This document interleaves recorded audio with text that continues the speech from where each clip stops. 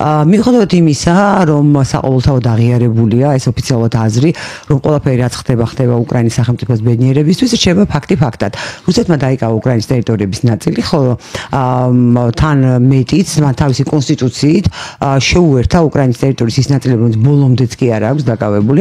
რუსეთის ფედერაციას ყირიმზე უკვე აღარ არის ლაპარაკი, ის აქვს შემადგენლობაში რუსეთს თავისი კანონმდებლობით და მეორე მხრივ ჩვენ ვხედავთ, რომ ამერიკის შეერთებული შტატები იღწვის იმისთვის, რომ უკრაინის სიმდიდრეები, მიწის ქვეშ, მიწის ზეთ, ენერგეტიკას, რაც გააჩნია უკრაინას, ეს მის ხელში, მისი კონტროლის ქვეშ მოხვდეს, ხოლო მის მიმდინარეობისას საერთაშორისო კორპორაცია BlackRock-მა ვიცით, რომ შეისყიდა უკრაინის შავმიწა ნიადაგი და უკრაინის უდიდესი ქვეყანა არის თუ იყო, არ ვიცი როგორ უნდა ვთქვა ეს რომელ დროში, სოფლიოში რომელსაც ეს უდიდესი მარაგი კი არა სიმდიდრე ჰქონდა შავმიწა ნიადაგების სახით. ზელენსკი უარზეა ამ გარიგებაზე, რომელიც უნდა დაიდოს ტრამპთან და ზელენსკი არის პრეზიდენტი, რომელიც არავის არ არის ხელსაყრელად გარდა ბრიტანეთსა და ევროკავშირისა, რომლებიც სავარაუდოდ ცდილობენ, რომ წილში ჩაჯდნენ აი ამ გარიგების, თუმცა ბრიტანეთთან რამდენიმე არც თუ ისე დიდი ხნის წინ რაც უკრაინამ დადო ასწლიანი ხელშეკრულება, ჩვენ არ ვიცი რა წერია ამ ხელშეკრულებაში და მე ჩვი მაქვს რომ იმ სიმდიდრეებზეა ლაპარაკი, რომელზეც ახლა მიდის ვაჭრობა უკრაინასა და ამერიკის შეერთებულ შტატებს შორის. რატომ მოვიტანა ხა მე ეს ამბავი? რაღაცა მსგავსი სქემა ხომ არ ივარაუდება მომავალში საქართველოსაც, იმიტომ რომ მოცემულობა, თუმცა ჩვენ 2008 წელს უფრო ნაკლებად დამანგრეველი საბედნიეროდ ომით გამოვედით ამ გეოპოლიტიკური დაპირისპირების მოთელვიდან, ასე ვთქვათ, მაგრამ ფაქტია, რომ დგას რუსული სამხედრო ბაზები საქართველოს ორ სეპარატისტულ ტერიტორიაზე, რომელიც აღიარა რუსეთის ფედერაციამ და მისმა ერთი ხელისუფლებაზე ჩამოსათვლელმა სატელიტებმა და ვთქვათ კონსტიტუციის 78 მუხლი, რომელიც გამოხატავს ჩვენს კუთვნილებას დასავლური სამყაროსადმი. ანალოგიური სქემა ხო არ შეიძლება გათამაშდეს ჩვენთანაც, როდესაც აი ეს ორი ძალა, ისე როგორც ვთქვათ უკრაინაში, ესე როგორც ჩვენი ისტორიის განმავლობაში, აი ესე დაინაწილებს მიწას, რესურსებს და გავლენას საქართველოზე. ეხლა დავიწყებ უკრაინით, რა კი უკრაინის თემა იყო პირველი. ჯერ მინდა ბუდიში მოუხადო საზოგადოებას, იმიტომ რომ დამაგვიანდა მე თვითონ და კონსპიროლოგიას ამ ყველაფერში მოვიძიებთ. ჩვენ არაფერი დაგვიკლია თქვენთვის კი ბატონო. ნამდვილად. სოდაშორის პირველად ესე მოხდა და რაც შეეხება ხა უკრაინას, უკრაინის კონტექსტში მინდა ვთქვა შემდეგი. რუსეთის გეგმა რო განხორციელებულიყო უკრაინას წინააღმდეგობა რო არ გაეწია. მოხდებოდა ყველაზე უარესი ვარიანტი. ყველაფერს წაიღებდა რუსეთი. როგორც 921-ში გააკეთა უკრაინის ოკუპაცია და ყველაფერი რო წაიღო. და უკრაინელი ეთნოსის სვებედი, აი გოლუდომორი რო იყო, მერე ომები რო იყო და ასე შემდეგ. ანუ ეს იმპერია იქმანება რუსების, ასე ვთქვათ, ხელმძღვანელობით, როგორც წესი კონკრეტული ამოცანით, რომ დაპყრობილი ერები გამოიყენოს ხოლმე როგორც წესი საზარბაზნე ხორცად. აი სხვა იმპერიებს სხვა იმპერიებს ესეთი სისხლიანი კვალი არ აქვს საერთოდ, იმიტომ რომ საფრანგეთი ალჟირში სისხლიანი არ იყო, არა საფრანგეთი ალჟირში, არა ერთი წამით. საფრანგეთი ალჟირში რა იყო, ამაზე კი არ არის საუბარი. საუბარი იმაზეა, რომ 31000 ადამიანი ქართველი გაწყდა თეთრფინელების წინააღმდეგ ომში. 31000 საქართველოს მკვიდრი. დაახლოებით საბჭოთა დროს სადფინეთი, სადსაქართლო და რამხელა იყო საქართველო. მანჯურიის ომში 905-907 იაპონიის წინააღმდეგ ამბობენ რომ სადღაც 20000. შორეულ აღმოსავლეთში იაპონიის და მისი სატელიტების მანჯოუგოს და იმის წინააღმდეგ ამბობენ რომ დაახლოებით კიდე 20000 945-ში. ავღანეთში ამბობდნენ 13000 და რაღაცა, მაგრამ ვერიფიცირებული ინფორმაციით რუსების საერთო ზარალი ავღანეთში იმ წლიან ომში იყო დაახლოებით 120-130 ადამიანი და სადღაც დაახლოებით, ქართული მონაცემებით, აი ოფიციალურად კი არა, რომელიც მე მოვიკლია ხელისუფლებაში როცა ვიყავ, იმიტომ რომ მე 90-ში მოვედი ხელისუფლებაში, ახალი დამთავრებული იყო ავღანეთის ომი და მაინტერესებდა. ფაქტობრივად, აი ძალიან ზერელი მოკლებით დავადგინეთ დაახლოებით, სადღაც 3-4000-მდე გარდაცვლილი რა, მაგრამ დაღუპული იმ ომში და ცოტა მეტი. აი ეს ემუქრებოდა უკრაინას. არაფერი მსგავსი საფრანგეთმა ალჟირში ხო იმომა. გაწყვიტა იმ ალჟირში ნახევარი კორსიკა? სხვათა შორის არა გაწყვიტა ხო არ გაწყვიტა სხვა რამეს გეუბნებით მე მახსოვს და დამამახსოვდა გველის ნაკვენივი სოციალიზმზე თქვა რომ აი ესეთი სანახაობა იყო როდესაც დანაღმულ მოედანზე აცეკვებდნენ ალჟირელებსო და უყურებდა როგორ ფეთქდებოდა მე უბრალოდ იმპერიის სოციალიზმზე მუდმივად 40 წელიწადია მიყვებოდა მე ისიც მახსოვს სოციალიზმზე უნივერსიტეტში მოვიდა და იმას ყვებოდა რომ იმაშიო რა ქვია ერთ-ერთი ინსტიტუტის ლაბორატორიაშიო კევის ანალიზი გაკეთდაო ეს არის 80-იან წლების დასაწყისში უნივერსიტეტში მოვიდა და სტუდენტებს გვიკითხავდა ლექციას და ძალით შეყვარა კომკავშირმა და იმან და დადგინდაო რომ ქალებში უშვილობას აჩენსო კევიო და მილიონი რაღაცა მე გადავიდა კალგუტკების თურმე უშვილობას აჩენდა და არ შეიძლება დაუბრუნდეთ ანუ მე იმპერიის თვისებრიობაზე მინდა მე თქვა რომ არ არის იმპერია რუსეთი იმპერია არის საფრანგეთი გერმანია თვითონ ბრიტანეთი თვითონ მონღოლეთი იყო იმპერია რუსეთი არის დაპყრობილი ერების ციხე ეს თვისობრივად სხვა მოცემულობა და აქ ისეთი სისხლიანი ხარკი კიდია თითოეულ ერს რომელიც რუსეთში მოხდება რომ ამის მსგავსი ფერკმთალდება ნებისმიერი აბა ეხლა ქართველებმა რა ხარკის გადაიღეს მეორე მსოფლიო ომში და რა მივიღეთ რამე მივიღეთ საერთოდ ესეთი ხარკები გადაიხადა ერმა და არაფერი არ მიიღო სტალინმა ერთი პატარა ციცქნა მიწა მოგცა ყოფილი ყაბარდოელების იმაში იალბუზის მიმდებარედ ეს არის არც იცის ქართველების დიდმა ნაწილმა ტერსკოლის ხეობა არაფერი და მეორე მოგცა ინგუშების ესე იგი ჯარიახის ხეობა ისიც იმ იდეა განზრახულობით ორადორი პატარა ტერიტორია მან და მაინც იმერების მიწები მოგვაკუთვნეს რომლებიც ისტორიულად ყველაზე კარგად იყვნენ ქართველებისადმი განწყობილი რო აქაც მე ჩვენ ხო შევინარჩუნეთ ჩვენ არაფერი არ შევინარჩუნეთ ტერიტორია არა დამოკიდებულება კი 54-ში ხრუშოვმა მომენტალურად წაგვართვა როგორც კი მოვიდა ჩვენ არაფერი არ მიგვიღია რუსებისგან ანუ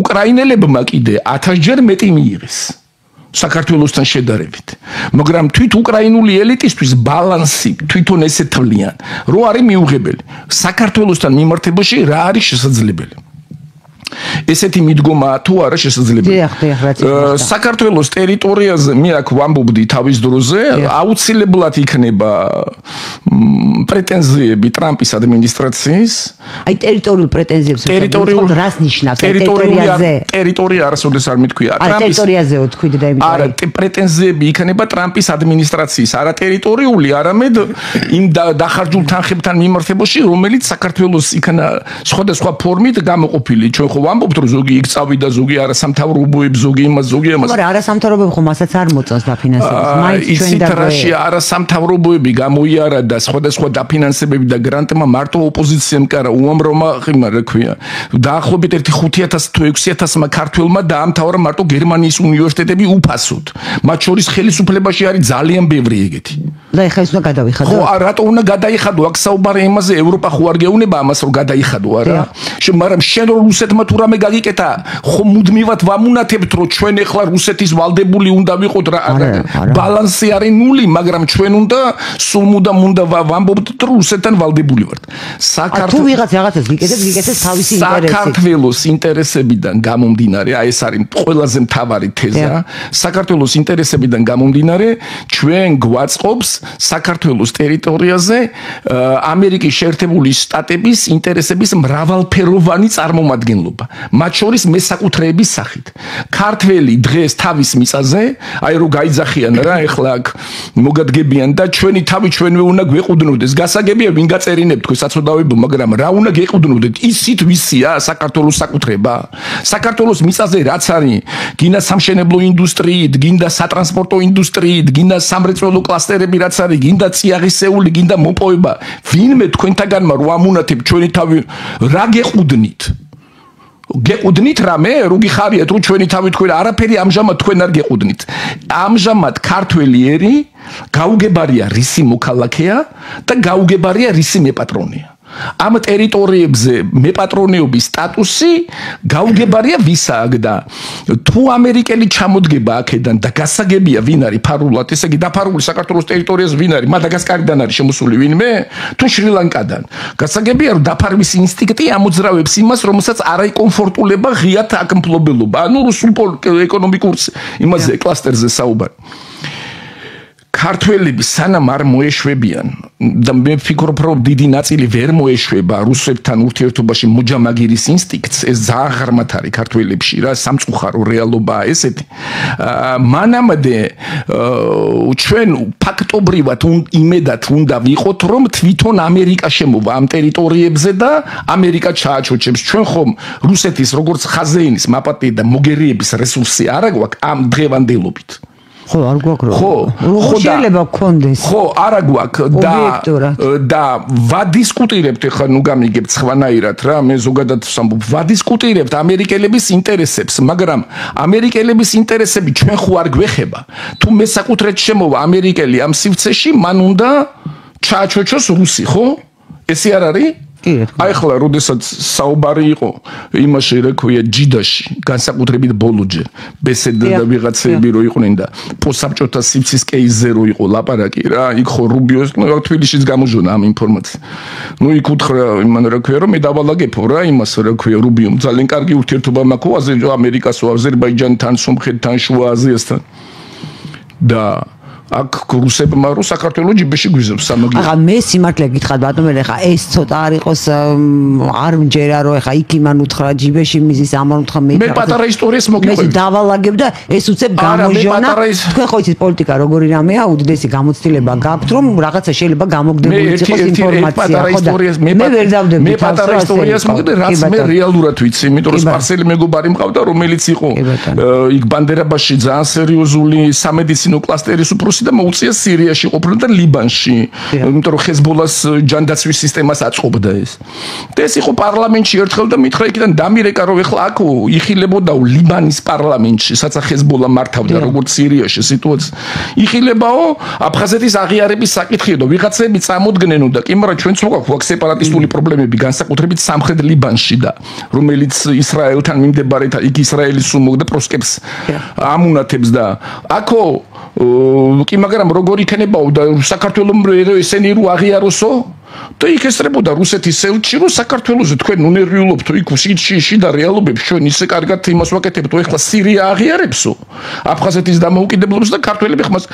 რატო ჩვენ არ ვაღიარეთ ქურთების ავტონომია სირიის არა მე ვერ დაგეთანხმებ ბატონო რატომ დაგვეღი როგორ შეიძლება როცა შენ ამბობ ეხა ეს ელემენტარული ლოგიკა არა როცა შენ ამბობ მორალიდან არა როცა შენ ამბობ რომ რაღაც ჩვენთვის მიუღებელია როცა შენ იმავე ქცევას ჩადიხარ ეს იგი შენთვის მისაღებია ესეთ საკითხებში გასაგებია ეს მორალის პოზიციას ბრძანა რატომ ლოგიკა არის რატომ ესეთ არა ეგ მორალია იმიტომ რომ ეგეთ საკითხებში მორალი არის დაძმევსა როცა დიპლომატიაში მოქმედებს თანაზომადობის პრინციპი აი ზუსტად ეს არის ვერი ხონორ თუ ვერ დამეთანხმებით დიპლომატიაში ესეა თანაზომადობის პრინციპი ვერიფიცირებული იურიდიული კატეგორიაა და როდესაც გაგიძევებენ სამს შენ სამი უნდა გააძევო როდესაც რაღაცას გააკეთებენ პასუხის მოდელში არა გაძევება და პრინციპის გადახედვა თანაზომადობის პრინციპი ნიშნავს ადეკვატურობის რეალიზებას დიპლომატიურ ურთიერთობებში ეს აპრობირებული ცნება მათ შორის იმაში რა ქვია ტერიტორიული მთლიანობების აღიარების სფეროში. როგორც კი ვიღაცა გაგიკეთებს ხოლმე, შენც იგივე საკითხი. აი რატო ეხლა არ მიმართავთ სირიაში?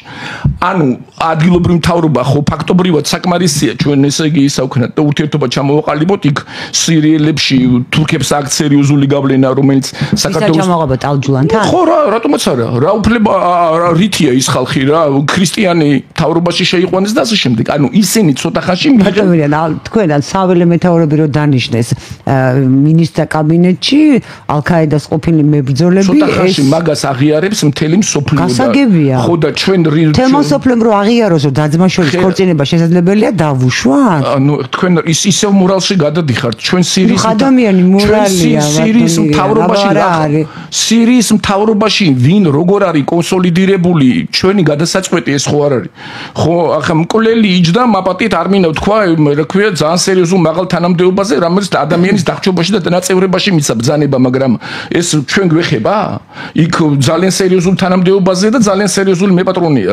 სპარსეთის ყურიში მართებაში. ანუ აქ აი როდესაც საუბრობთ ახლა ჩვენ ძალიან ფუნდამენტურზე და თქვენი იდეის გავრცელებაზე მაქვს საუბარი ამერიკელების იმას. აი როდესაც ვლაპარაკობთ მოდელზე ურთიერთობის საქართველოს და ამერიკას შორის, აი როდესაც ოცნება აყალიბებს რომ აი deep state დამარცხდა არ დამარცხა და ამერიკის პოლიტიკა გადაიტვირთა ჩვენთან რას გულისხმობს გადატვირთვაში. აი ეს არის ამას ხო ფჩხილებს ოცნება არ ხსნის რა. ხო და მაგას გეუნები, ეხლა მე გეუნებით რა ჩამოყალიბდა ამერიკაში საქართველოსთან მიმართებაში.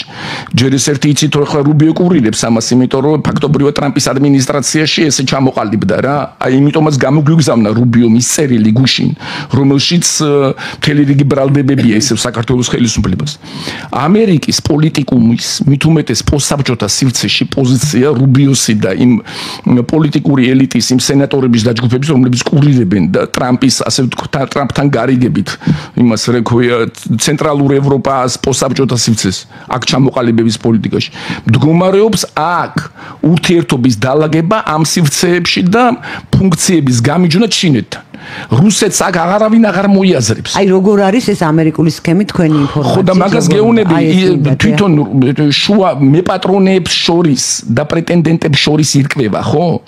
ჩინეთ რუსეთს უნდა დაელაპარაკოს. ხო არა, ჩინეთსა და ამერიკას უნდა ჩინეთთან გაარკვიოს ამ სივრცეების პოლიტიკური კურაციის მთელი რიგი დეტალი. ხო, იმიტომ რომ რუსებს უნდათ რომ თვითონ იყვნენ მონაწილე ამ დისკუსიის და ყვებიან რაღაცებს იალტა და ასე შემდეგ.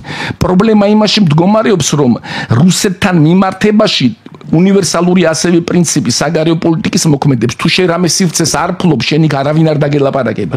ხო, შუა აზიაში და ამიერკავკასიაში რუსეთს დარჩა ისიც ეფემერული გავლენები საქართველოზე მარტო. ეს არასაკმარისია, იმიტომ რომ ამ სივრცეების გავლენისთვის გაცილებით მეტი მოიაზრება. მაგ ლოგიკით სომხეთზე და აზერბაიჯანზე დღეს თურქეთს უფრო მეტი გავლენა აქვს, ვიდრე რუსეთს საქართველოზე.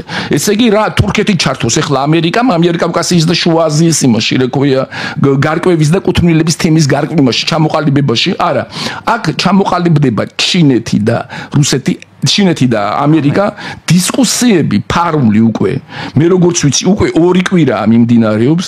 ჩინეთსა და ამერიკის ანუ მოდელი რითაც შემოდიოდა ჩინეთი საქართველოში და ამიერკავკასიაში წააგავდა მოდელს, რომლითაც ის შევიდა შუა აზიაში. რუსეთის პოლიტიკური კრიშის მაპატიეს თქვენ შევიდა შიგნით, გამოღრნა ყველაფერი და მე გადააგდო იქიდან რუსეთი რა შუა აზიაში გაუკეთა.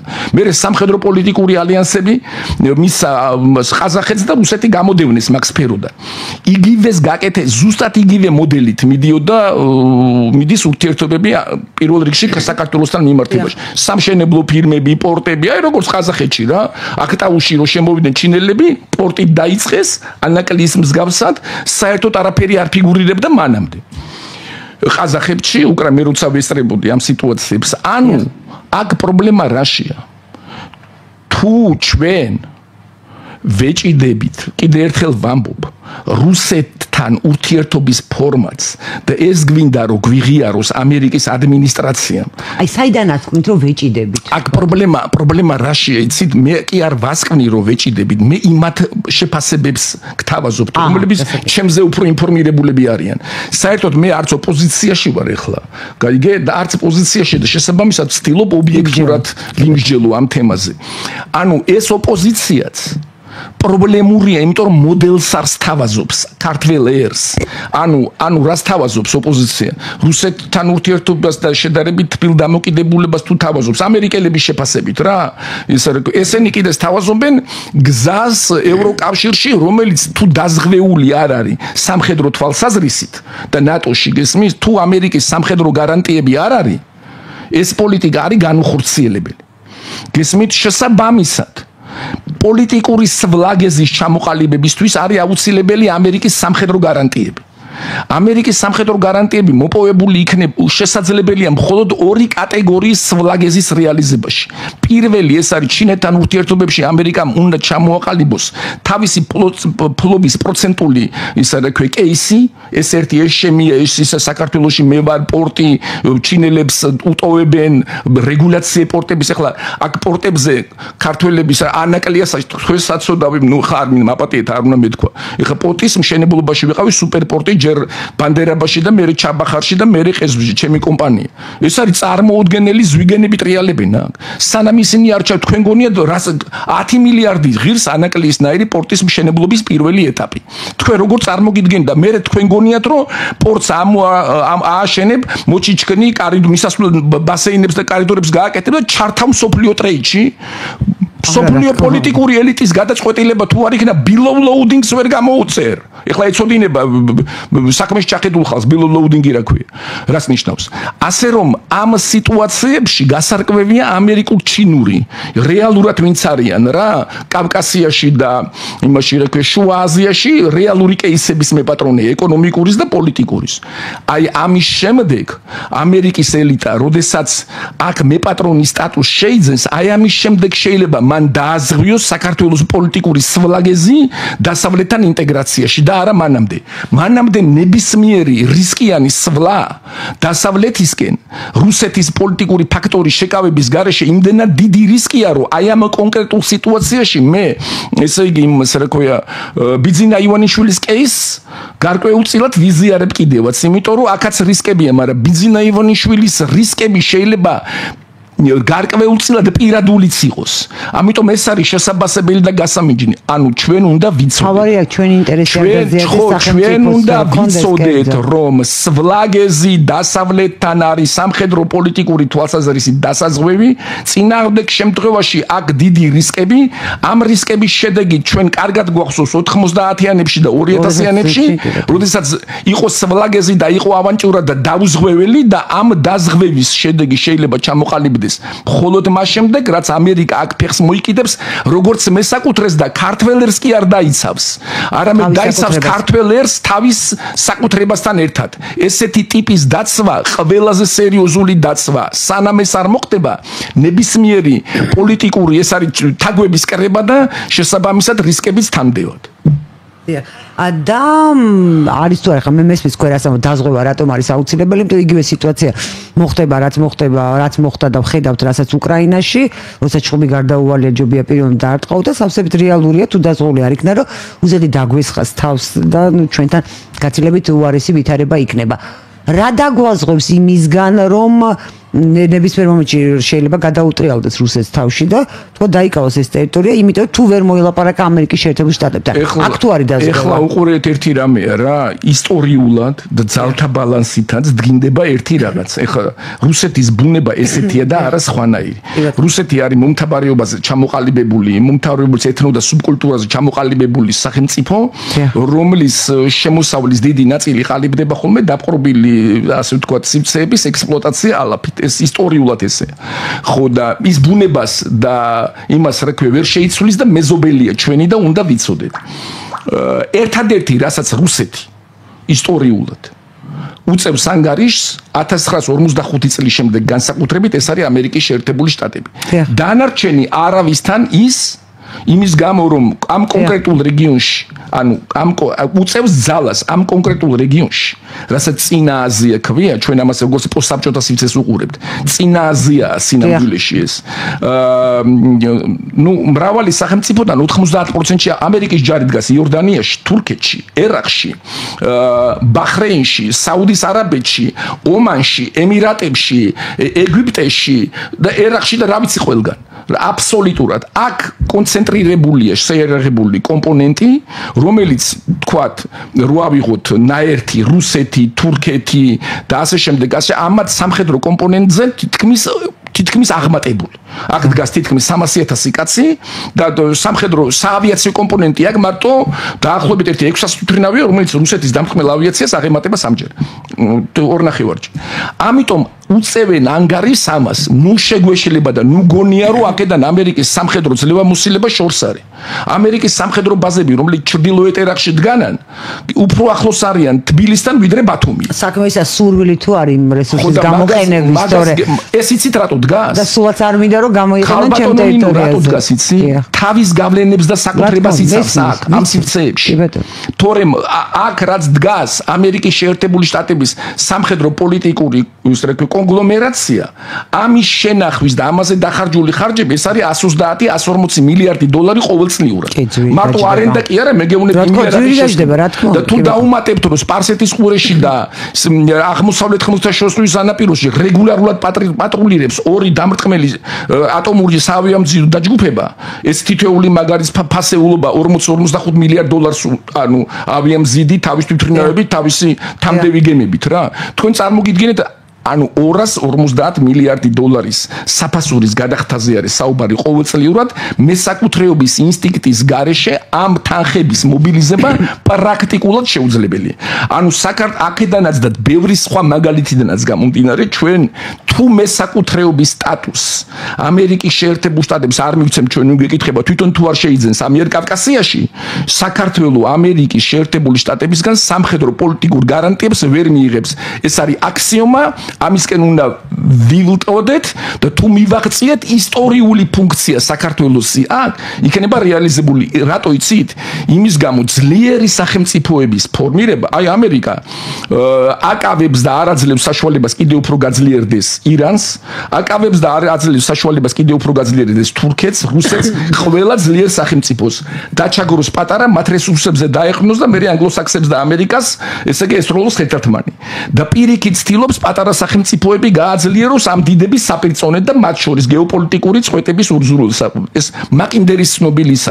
ამიტომ თუ გადახედავთ ამ სივრცეში ამერიკელების პატრონაჟის ქვეშ მყოფ ყველა პატარა სახელმწიფოს იორდანიდან შეხედეთ როგორი ვინ იყო ემირატები მე 80-იან წლებში ვარ ნამყოფი და მე 2000-იანში რო ჩავედი საერთოდ კინაღამ ანუ კოლოსალური წინსვლა გააკეთეს, იმიტომ რომ ამერიკელებს უნდათ რომ ირანის ძლევამოსილება შეეკავებინათ ანტიირანული სარტყელი ძლიერი სახელმწიფოების და საქართველოს ფუნქციაც ეს არის. ანგლოსაქსური პოლიტიკისთვის კარდინალურად მიუღებელია თურქეთის და რუსეთის სახმელეთო ზღვრა. აი ამ ეთნოსების რა ამ შუაში განსაკუთრებით ძლიერი საქართველოსი. ამიტომ თუ ჩვენ ამ შანსს გამოვიყენებთ, მაგრამ აქ უნდა დავამატო ერთი ფუნდამენტური რაღაცა და ამით დავამთავრებთ. არ უნდა დაგვავიწყდეს ერთი რაღაც. იქაც ძალიან ბევრი პოლიტიკური ძალა, რომელსაც საქართველოს გამოყენება უნდა თავისი პოლიტიკური ზრახვებიდან გამომდინარე და ამერიკის ინტერესის და ცალკეული პოლიტიკური ჯგუფების ინტერესს და მათგან მომდინარე რისკები ერთმანეთში არ უნდა აგვერიოს პოლიტიკის ფორმირების. გეტილი ბატონო, ძალიან დიდი მადლობა. ჩვენ რეკლამის გამო მცირე ხნით და შევწყვეტოთ და მეორე სტუმართან ერთად დაგიბრუნდებით, დაგველოდეთ.